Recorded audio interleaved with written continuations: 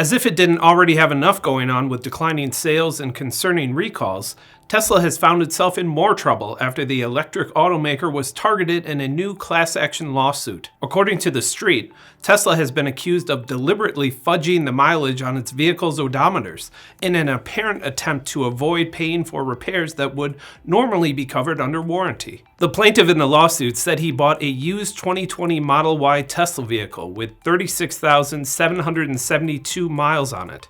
He said he started to notice, quote, peculiar patterns in mileage while the vehicle was continually having problems with its suspension. He claimed his daily driving habits should have amounted to about 20 miles per day, but his Tesla's odometer was registering an average of 72 miles per day. As a result, he said his basic warranty expired way ahead of schedule. The lawsuit claims that Tesla's odometer system relies on, quote, predictive algorithms, energy consumption metrics, and driver behavior multipliers that manipulate and misrepresent the actual mileage traveled by Tesla vehicles. And by doing so, the automaker is accelerating the rate of depreciation and the expiration of warranties for its vehicles.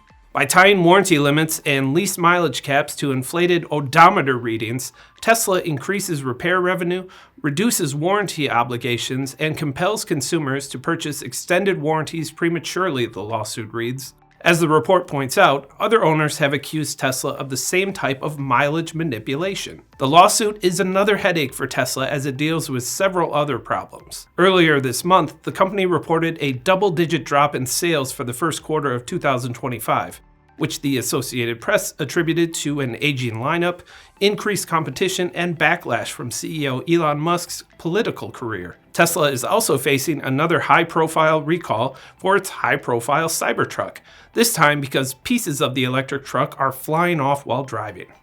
I'm Ben Munson, and this is Manufacturing Now.